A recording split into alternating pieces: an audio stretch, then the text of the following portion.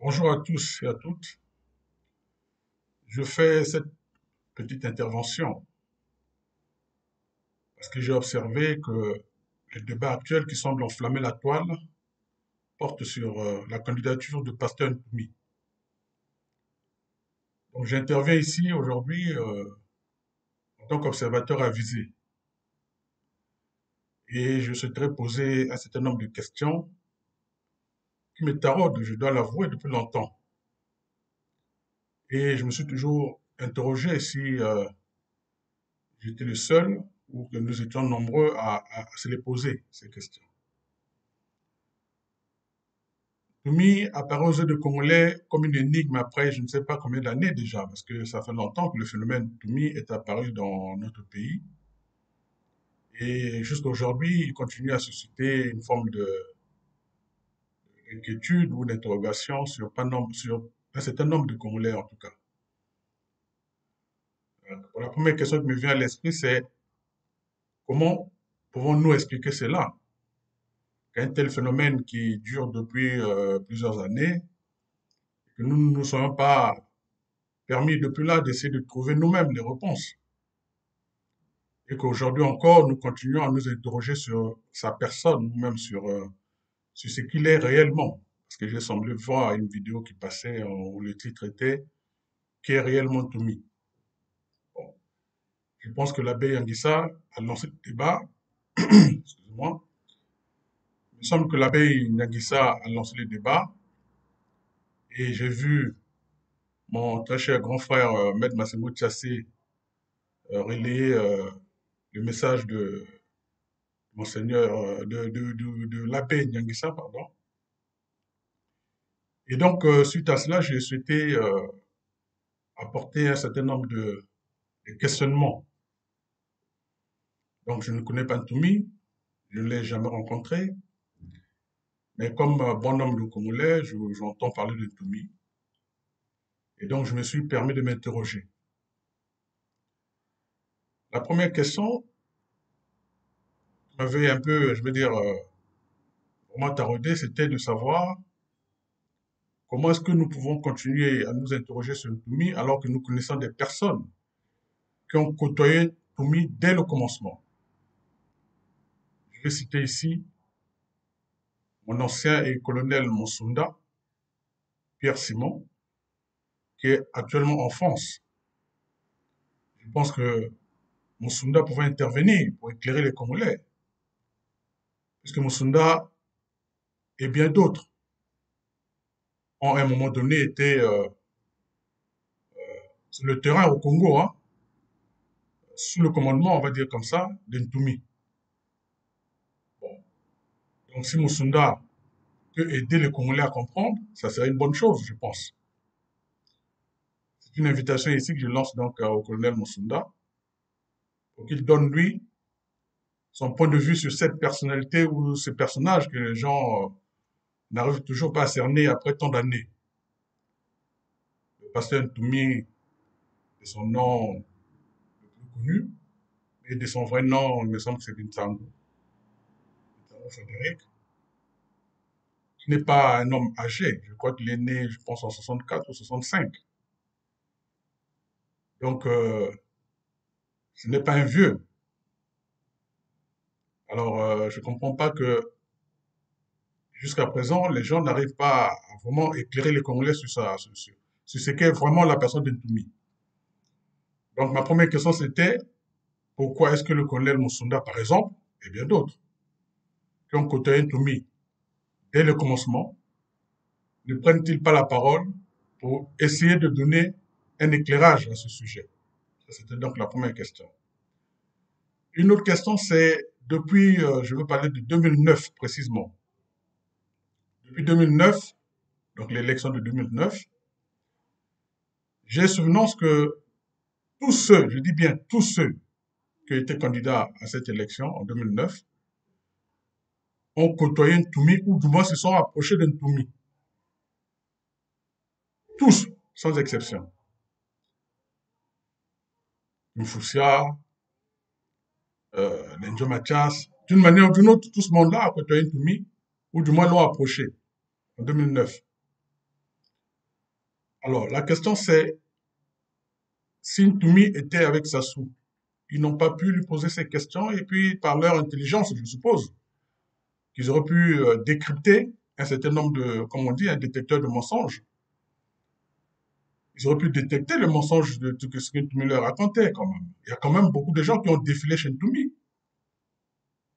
Comment se fait-il que toutes ces personnes qui ont défilé auprès de Ntumi n'ont pas pu détecter un certain nombre de choses, de vérités ou de contre-vérités?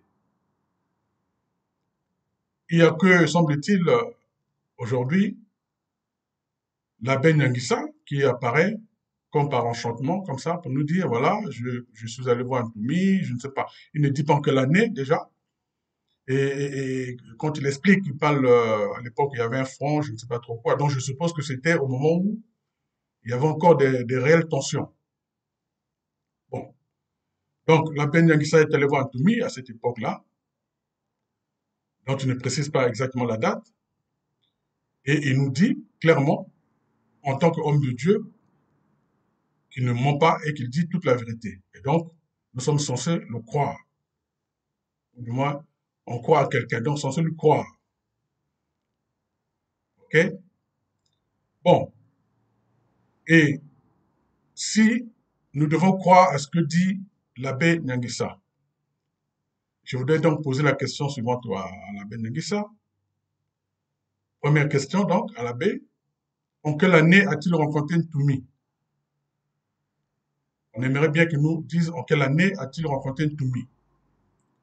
Si cela remonte d'une dizaine d'années ou disons même de 5 ans, alors ma question, la deuxième est, pourquoi est-ce que jusque-là, l'abbé Nyangissa n'avait jamais rien dit et que c'est seulement maintenant que Ntumi se déclare candidat que, comme par enchantement, l'abbé Nyangissa sort du bois pour venir nous parler de sa rencontre avec Ntumi.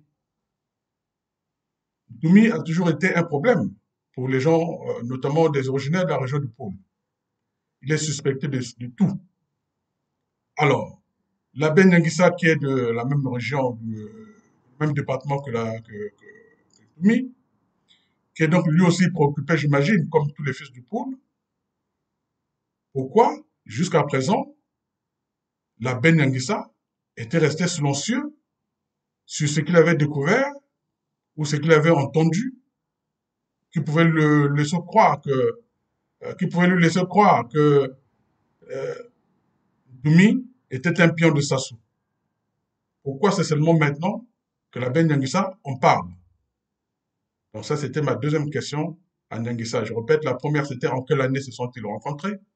Et la deuxième, c'est pourquoi c'est seulement maintenant qu'il fait ces révélations? J'aimerais bien comprendre. Autre question à tous les Congolais ou tous ceux qui sont un peu des observateurs avertis. Suite donc aux déclarations de Nyangissa, je me suis donc interrogé, comme je viens de le dire. Il dit que Ntumi lui a dit, il faut affirmer, puisqu'il lui dit au nom de Dieu. Donc il dit la vérité. Ntumi lui a dit clairement que euh, les Chinois lui ont dit, non, ça il ne dit pas ça. Je ne sais pas si c'est les Chinois qui ont dit à Ntumi, ou bien c'est Sassou qui a dit à Ntumi, ou bien Sassou a dit aux Chinois et les Chinois sont venus dire à Ntumi. Parce que ça aussi, ce sont des questions qu'il faut se poser. Donc, il ressort de leur échange que Ntumi dit que les Chinois sont allés le voir et que il ressort de leur échange que Sassou a dit aux Chinois que lui, Sassou ne contrôlait pas cette zone, donc le pôle, et que il ne lui appartenait pas à lui de permettre aux Chinois d'aller procéder à l'exploitation de l'or dans cette partie du Congo. Bon. Moi, ce que je sais, moi, encore une fois, en tant qu'observateur averti, c'est que quand je prends le cas, par exemple, de l'Angola, pendant que Savimbi occupait une partie de l'Angola, cette partie n'était pas accessible à tout le monde. Mais Total, qui avait ses gisements dans cette zone, est allé voir Savimbi pour s'assurer qu'il n'y aurait pas de problème et que Savimbi devait leur garantir leur sécurité pour qu'ils puissent exploiter le pétrole dans la zone. Total n'est pas allé voir Dos Santos, ou du moins, Total est allé voir Dos Santos, et je pense que Dos Santos a eu l'intelligence de leur dire exactement ce que Sassou a dit aux Chinois, pour dire que je ne contrôle pas cette zone-là. Donc, en d'autres termes, la personne indiquée pour vous permettre d'exploiter tranquillement, euh, d'exercer tranquillement votre activité là-bas, c'est non pas moi, Dos Santos, mais Savimbi. Et donc, il était normal que Total se rapproche de Savimbi pour s'assurer que Savimbi n'allait pas perturber leur activité. Donc, si nous raisonnons dans ce sens-là, moi, je peux comprendre, et je pense qu'avec moi, beaucoup d'autres comprendront, que il se pourrait que, puisque encore une fois, l'abbé Nyangisa ne précise pas exactement en quelle année il a rencontré Tumi, à quelle époque cela relève-t-il? Est-ce que c'était pendant qu'il y avait encore des hostilités ou la zone n'était pas trop sûre dans le pôle? Si c'était en cette période de tension où il n'y avait pas encore la sécurité dans le pôle, il me semble que c'est tout à fait logique que Sassou ait dit aux Chinois qu'il ne pouvait pas garantir la sécurité dans cette zone et que s'il y avait quelqu'un à qui il devait s'adresser, c'était Tumi qui contrôlait la zone, ce qui est tout à fait, à mon sens, logique. Donc, vous voyez, ce sont des questions comme ça que j'aimerais bien qu'on arrive à se poser. Parce que il faut pas que nous soyons comme des moutons, dès qu'il y a quelque chose, on s'enflamme, on prend pas le temps d'analyser tous les contours, on s'emballe. Bon, parfois, ça nous avance pas. Donc, ce sont des questions, à mon avis, que nous devons nous poser. Et donc, je me les pose et je souhaiterais que vous les posiez vous aussi. Alors, en ce moment-là, c'est clair que Sintumi l'a dit, à mon avis, il était dans son bon droit puisque c'est lui qui contrôlait la zone pendant cette période trouble. Et si ça soit envoyé, les Chinois vers Ntumi, c'est là encore une fois, ça paraît logique parce que c'est Ntumi qui contrôlait cette zone pendant cette période trouble. Est-ce que cela veut dire que Sassou et Ntumi sont dans un deal? Je ne peux pas le dire et je ne peux pas non plus l'infirmer. Et ce sont des questions que je me pose. Un observateur, encore une fois, un observateur avisé et lucide. Et j'insiste pour demander aux Congolais de vous poser, vous aussi, ces questions-là.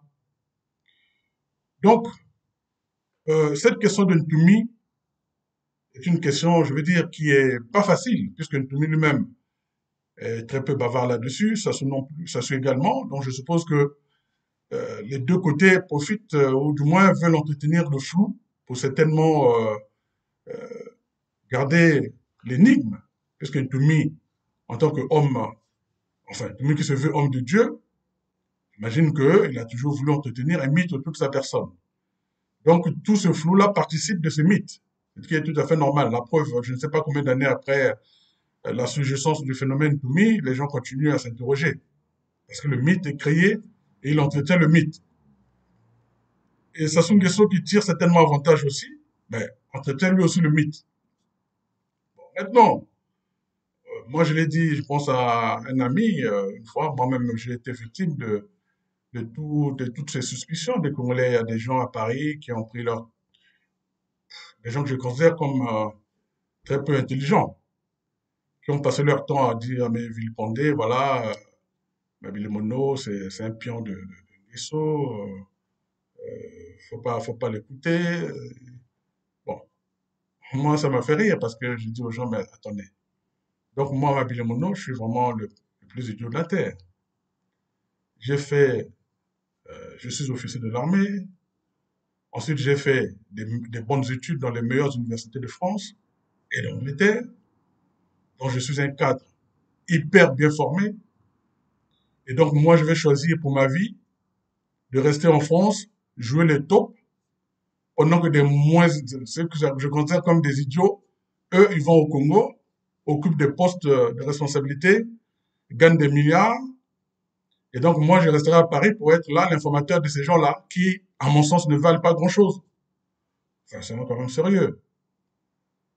Si les gens réfléchissent, je pense quand même que ceux qui ont pensé à ça, je sais pas moi, ils devaient plutôt se terrer, ou s'enterrer même, parce que c'est triste. Sauf si on ne me connaît pas. Hein? Parce que pour qui me connaît, ne peut quand même pas penser à cela. Parce que sincèrement, tous ceux qui font aujourd'hui le malin au Congo, il n'y en a pas beaucoup qui arrivent à mon niveau. Très honnêtement, en toute humilité, hein.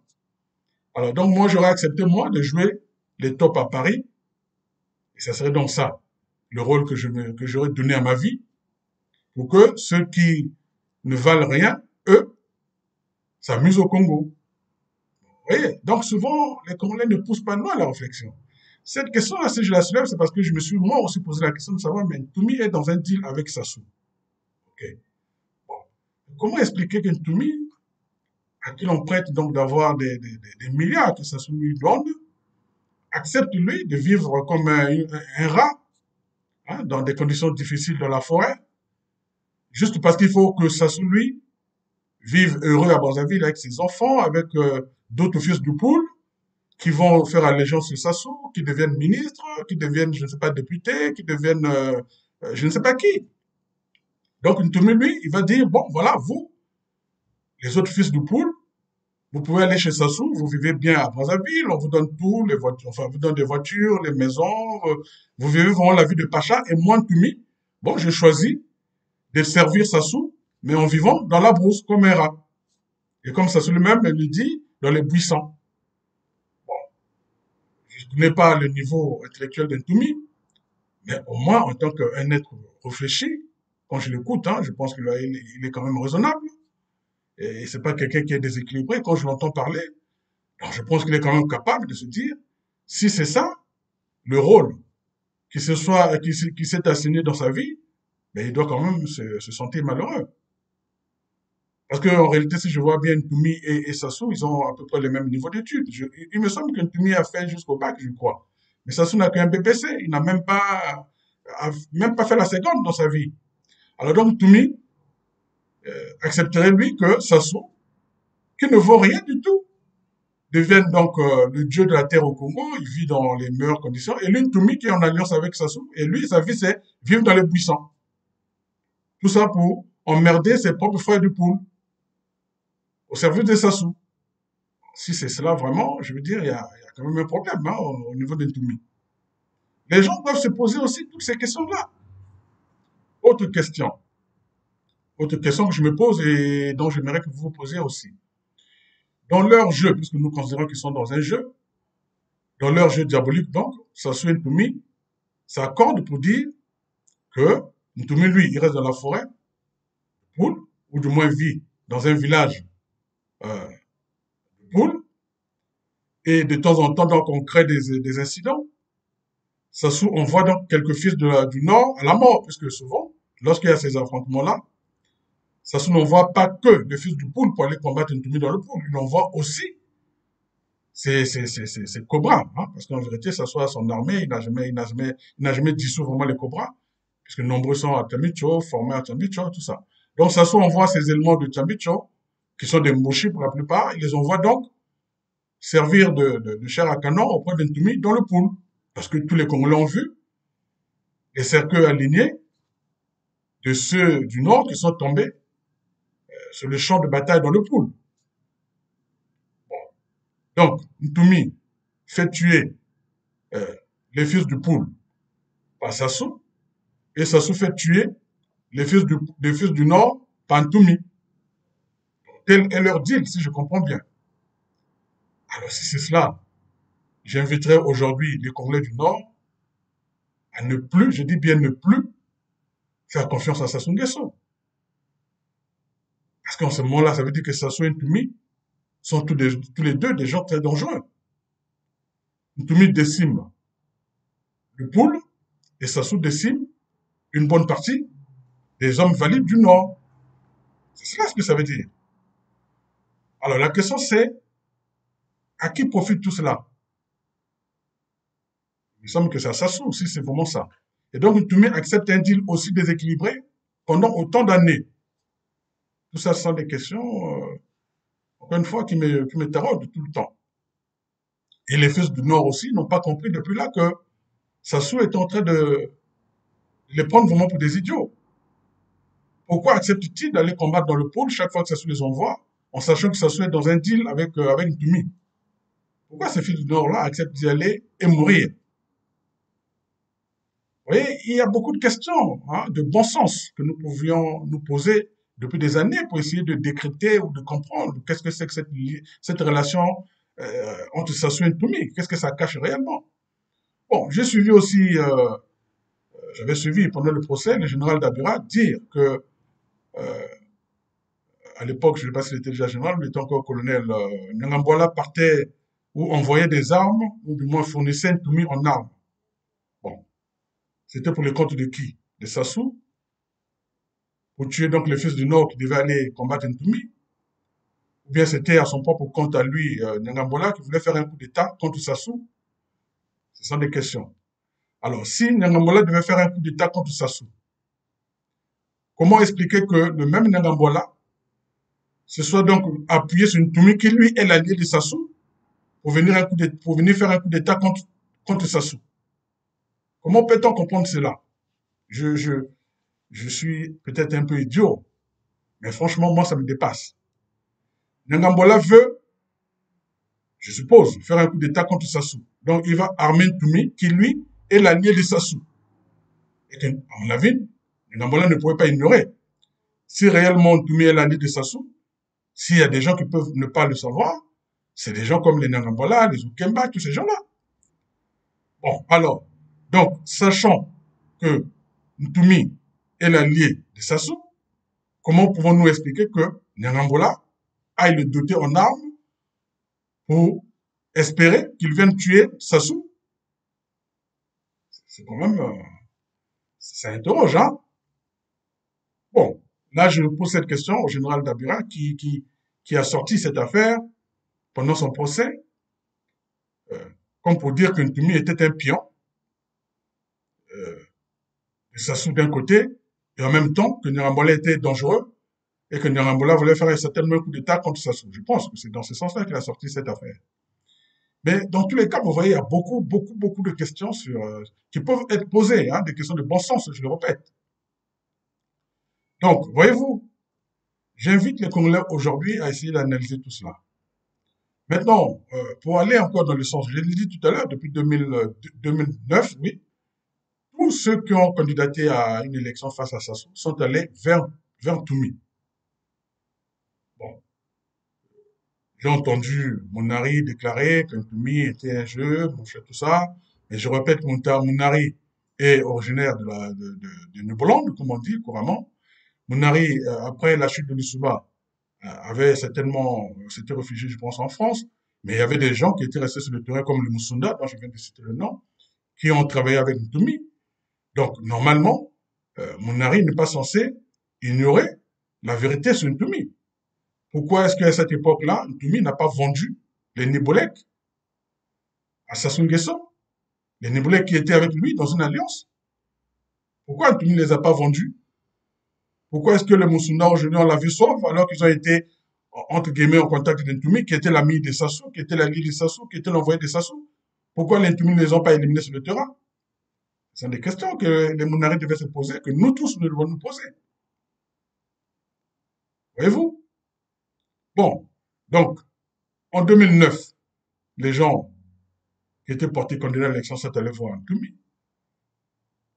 À cette époque-là, ils ne se posaient pas les questions pour savoir pourquoi est-ce qu'on doit aller voir Ntoumi alors que Sassou est avec Ntoumi. Ensuite, il y a eu l'élection de 2016. Il me semble que là aussi, les gens s'étaient rapprochés de Ntoumi. Donc, chaque fois qu'il y a eu une élection, les gens se sont rapprochés de Ntoumi. Il me semble même que Kolela Parfait, à un moment, était même l'allié officiel de Ntoumi. Les deux se sont affichés officiellement. Et personne ne s'est jamais interrogé, personne n'a jamais dit à Parfait Kolela à cette époque-là, comment tu peux t'allier à Ntoumi, Ntoumi avec Sassou, c'est pas possible, tout ça. Personne ne s'est jamais, franchement, ça n'a jamais emmerdé personne. En 2009, ça n'emmerdait personne. En 2016, ça n'emmerdait personne. En 2000, je ne sais pas, 21, ça n'emmerdait personne. Et là, quand Ntoumi lui-même, il s'est dit, bon, maintenant, je vais, moi, aller moi-même affronter Sassou sur le plan électoral. Alors là, j'observe que les voix s'élèvent de partout. La Ben Yanguissa sort de je ne sais pas d'où, après autant d'années, il vient nous informer maintenant qu'il est au courant depuis je ne sais pas combien de temps que Ntoumi était l'homme de Sassou, parce qu'il y aurait eu un deal entre les deux, je viens de l'expliquer, je ne vais pas revenir là-dessus. Je pense que tous ceux qui sont censés vont essayer de faire leur analyse comme moi. Hein. Moi, je ne fais qu'une analyse. Hein. Je ne fais rien d'autre qu'analyser. Hein. Donc, j'essaie de vous emmener vous aussi à analyser comme moi. Donc, depuis tout ce temps-là, Ntoumi a toujours été bien accepté lorsqu'il allait derrière, je ne sais pas qui, pour soutenir leur candidature à l'élection présidentielle face à Sassou. Et maintenant que Ntoumi lui-même dit qu'il veut être candidat, alors là, ah non, non, non, pas lui. Franchement, j'aimerais bien inviter tous ceux qui sont allés voir Ntoumi pour solliciter son appui à leur candidature face à Sassou. J'aimerais les inviter à prendre quand même la parole. Parce que c'est pas normal. C'est pas normal qu'ils restent silencieux. Pourquoi sont-ils allés voir Sassou alors que Sassou, plutôt Ntoumi, alors que Ntoumi avec Sassou? Eux, ils ne le savaient pas. Au moins que l'on me dise que c'est maintenant seulement que Ntoumi est devenu l'homme de Sassou. Et qu'il va à une élection face à Sassou, je ne sais pas quel est le jeu derrière, si c'est pour accompagner, mais si c'est pour accompagner, combien de Congolais sont allés accompagner Sassou déjà? Parce que pour moi, tous ceux qui sont allés aux élections face à Sassou, la plupart, sauf en 2016, parce que là c'était sérieux. Mais depuis là, je vois que tous ceux qui y vont, les parfaits, tous ces gens-là, c'était de l'accompagnement. On savait très bien que Sassou euh, a besoin des gens juste pour essayer de crédibiliser son élection. Mais à l'arrivée, les résultats sont connus d'avance, tout le monde le sait. Pour ceux qui continuent ou qui ont continué à aller à une élection face à Sassou, savaient pertinemment que c'était de l'accompagnement. Alors pourquoi est-ce qu'aujourd'hui, si Ntoumi doit accompagner Sassou, ça devait poser problème? Ntoumi est un citoyen congolais comme tous les autres, comme tout le monde, à mon sens, ou du moins à ma connaissance. Il n'a jamais été, on lui a jamais retiré le droit, ses droits civiques. Il a été, il me semble, amnistié. Et donc, aujourd'hui, Ntoumi est vierge. Hein. Son dossier, si on doit parler de dossier, son dossier est vierge. Ntoumi est donc libre d'être candidat. Et que les Congolais devront juger à l'arrivée, de sanctionner lui, en ne le votant pas. Je ne vois pas pourquoi est-ce que ça doit poser des problèmes. Ntoumi est un fils du poule comme tous les autres. Depuis qu'ils ont signé la paix, Ntoumi n'agresse pas les gens dans le poule. Ntoumi n'agresse pas les gens non plus ailleurs. Depuis qu'ils ont signé les accords de paix, Ntoumi se comporte comme un citoyen ordinaire. Et donc, si je dois encore aller plus loin dans ma réflexion, comme je l'ai dit, un homme avisé, il me semble que il n'y a pas très longtemps, Ntoumi a envoyé ses équipes à Ouando pour aller, me semble-t-il, acheter un terrain. En tant que Congolais, il a le droit, lui, d'acheter aussi des terrains dans la partie nord du Congo. Ntoumi, donc, a envoyé ses équipes aller acheter un terrain à Ouando et il y a eu un propriétaire terrien qui a accepté de vendre donc son terrain, hein, qui a accepté de passer cette transaction avec Ntoumi. Mais selon les informations qui me sont remontées, c'est que il me semble que Sassou et son monde ont fait une pression sans limite à ce vieux pour qu'il renonce à sa décision de céder son terrain à Ntoumi en Rwanda. La question c'est comment comprendre tout cela? L'allié de Sassou qui vient demander à acheter un terrain à Rwanda et Sassou met en branle ses chiens de garde pour dire cette vente-là ne doit pas avoir lieu. Il y a quand même un problème. Donc Sassou veut quoi? Qu'on dise que Ntoumi est catalogué sud seulement, Ntoumi. Mais il y a des gens du nord qui se sont amusés à être candidats à Mvinza, je ne sais pas quoi, c'est quand même au sud. Je suppose qu'ils ont acheté des terrains là-bas aussi. Pourquoi est-ce qu'il serait interdit à un fils du sud d'acheter des terrains à Rwanda? Ou même à Oyo? Ce sont des questions que je me pose et que j'aimerais que vous les posez vous aussi. Donc, pour ne pas trop m'étaler, je voudrais simplement dire aux Congolais, il faut arriver à réfléchir quand vous avez une situation qui se présente à vous. Il faut prendre toujours du recul pour essayer d'analyser, pour vous poser les bonnes questions. Je ne dis pas que Ntoumi est un saint. Tout le monde le sait, Ntoumi n'est pas un saint. Il n'est pas Dieu non plus. Et de la même manière, tout le monde sait que Sassou n'est pas un saint. Sassou n'est pas Dieu non plus, même s'il se prend pour un Dieu, puisqu'il y a quelqu'un qui se dit homme de Dieu. Okemba Jean-Dominique s'est fait appeler Moranzambe. En d'autres termes, il est l'homme de Sassou. Et donc, comme Sassou est Nzambe, donc lui, il est Moranzambe. C'est ça, hein, la vraie, c'est qu'on ne dit pas aux gens. C'est ça la vérité.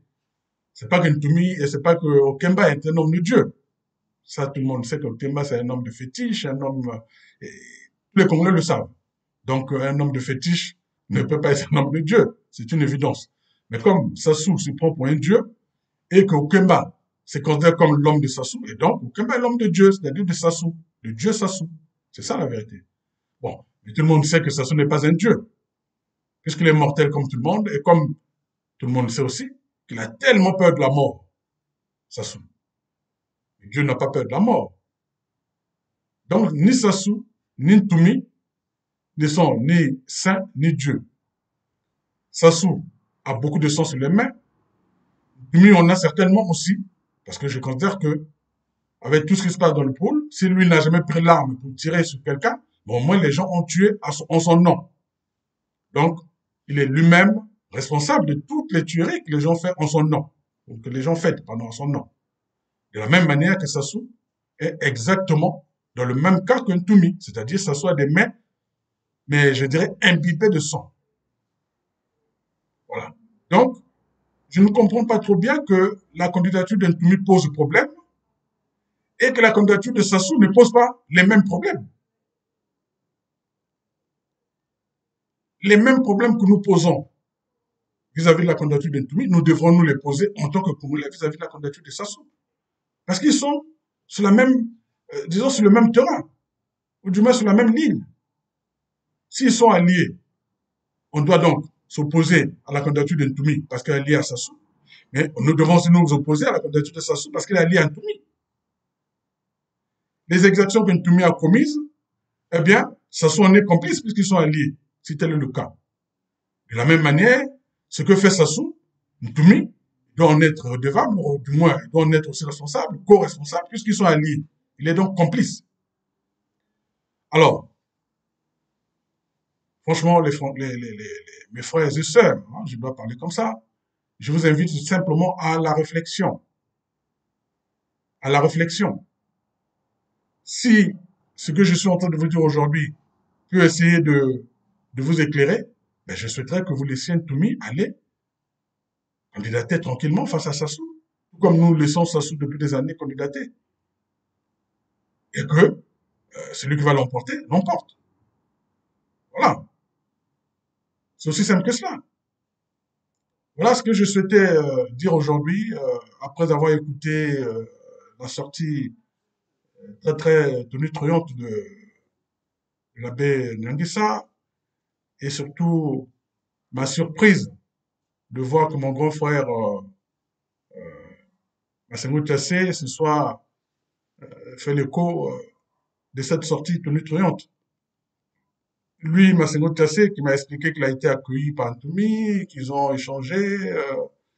Bon, je comprends pas trop bien tout ça. J'ai beaucoup de mal à comprendre. En tout cas, en ce moment, il y a comme il y a quelque chose dans la tête, je n'arrive pas à cerner, quoi. Parce que quand Massengo Tassé relaie cette sortie de Ntoumi, quand il relaie cette sortie de Nyangissa, je suppose qu'il va dans le même sens que lui, qu'il aborde dans le même sens que Nyangissa. Bon. Mais je ne comprends pas que quelque temps avant, Massengo Tassé lui-même, que j'aime beaucoup, en qui je crois en la sincérité de son combat, je n'ai jamais douté un seul instant, et il a dit clairement que Ntumi l'avait accueilli et il ne s'est jamais senti en danger. Et Ntumi qui est l'allié, ou qui est censé être l'allié de Sassou, ne l'a jamais livré à Sassou dans sa fuite. Donc vous voyez, il y a beaucoup de contradictions. Il y a beaucoup de contradictions. Massengo Tassé est en fuite. Il trouve refuge pour quelque temps chez Ntumi. Et si Ntumi est l'allié de Sassou, pourquoi ne livre-t-il pas Massengo Tassé à Sassou en ce moment-là? Vous voyez, il y a beaucoup de questions autour de cette histoire de Ntumi. Il y a beaucoup de questions. On peut se poser mille et une questions. Vous voyez? Bon, Nenguissa, dans son récit, il dit, oui, il y a aussi des gens à Brazzaville qui ont dit que Ntoumi était vrai, tout ça. Bon, il ne les cite pas. Pourquoi il ne cite pas? Il faut qu'il cite aujourd'hui, parce que nous devons être clairs. Il a dit que c'est un homme de Dieu, il parle que de la vérité. Mais quand on parle de la vérité, on ne cache pas des choses. Qu'ils disent aussi lesquels lui ont dit que Ntoumi était vrai et lesquels lui ont dit que Ntoumi était faux. Et pourquoi lui, il considère que Ntoumi est un faux? Est-ce que c'est simplement parce que Ntoumi lui a dit que ce soit envoyé des Chinois vers moi, alors qu'il était réel, il était vrai que Ntoumi contrôlait la zone? Et que si les Chinois voulaient être en sécurité, il fallait qu'ils s'approchent de Ntoumi. Ce qui me paraît être de bon sens. Je viens de le dire tout à l'heure en prenant le cas de l'Angola, avec Savimi et Total. Bon. Vous voyez, ce sont des questions, encore une fois, ce sont des questions. Et je souhaiterais vraiment que les Congolais analysent et comprennent un peu pourquoi est-ce que nous devons toujours être là pour nous opposer à tout le monde sauf à Sassou. Tout le monde est faux opposant, tout le monde est je ne sais pas quoi, tout le monde est vendu, tout le monde est. Donc en fait, il n'y a que Sassou qui est bien, puisque tout le monde est mauvais. Tous ceux qui se mettent face à Sassou, ah non, lui c'est un vendu. Ah, Mabile Mouna, lui c'est un homme de Sassou. Bon, je sais pas qui, ah lui c'est, il fait le double jeu. Bon, finalement, écoutez, laissez Sassou tranquille. Laissez Sassou tranquille. Qu'il continue à faire ce qu'il fait avec sa famille, ses enfants, ses amis, je ne sais pas moi. Et puis bon, voilà. Jusqu'au jour où Dieu décidera de l'emporter.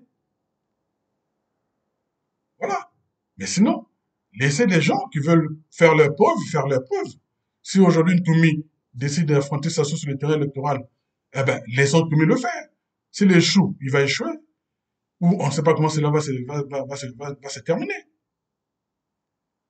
Est-ce que Ntoumi va accepter la défaite? Est-ce que Ntoumi va accepter une élection truquée? Est-ce que Ntoumi va aller à une élection sans conditions transparentes? Est-ce que, bon, je ne sais pas moi. Est-ce que tout ce que les autres n'ont pas pu faire jusque-là, c'est-à-dire imposer ou exiger des conditions permissives d'une élection, Ntoumi va réussir à l'obtenir? Est-ce qu'il ne va pas réussir à l'obtenir? Tout ça, nous devons voir. Je pense que nous devons laisser là une opportunité à tous les Congolais de juger cette fois-ci sur pièce. Oui, Ntoumi a toujours été perçu comme beaucoup, hein, pion de Sassou. Bon, maintenant qu'il décide d'affronter Sassou, laissons-le affronter Sassou. Laissons-le affronter Sassou. Ou laissons-les s'affronter entre eux. Je parle de, sur le plan électoral. Ntoumi un parti politique n'a pas été écarté, me semble-t-il, par calcul. Parce que Sassou, je pense que s'il avait écarté Ntoumi, cela aurait, selon lui, comme je connais un peu l'homme, ça serait perçu comme s'il avait peur de Ntoumi, pour montrer qu'il ne craint pas Ntoumi. Et donc, ils ont laissé le parti de Ntoumi. Parce qu'il était clair que si Ntoumi se déclare candidat et que, comme par, je ne sais pas, un coup de magie, Sassou écarte Ntoumi de la liste des partis politiques reconnus, ça voulait dire clairement que Sassou a peur de Ntoumi. Mais comme Sassou ne veut pas que l'on dise qu'il a peur de Ntoumi, eh bien, ils ont laissé donc le parti de Ntoumi. Et donc, Sassou a laissé le parti de Ntoumi et laissant Ntoumi aller à l'élection. Et laissant aussi Ntoumi faire la campagne dans tout le Congo. Que Ntoumi achète ses terrains à Oyo, que Ntoumi achète ses terrains à Wando, que Ntoumi achète ses terrains dans la partie nord, qu'il fasse campagne librement comme tous les candidats. Ça soit le droit d'aller dans le pôle, ça soit le droit d'aller partout. Ntoumi doit aussi avoir le même droit. Voilà ce que je voulais dire à propos de cette polémique autour de Ntoumi.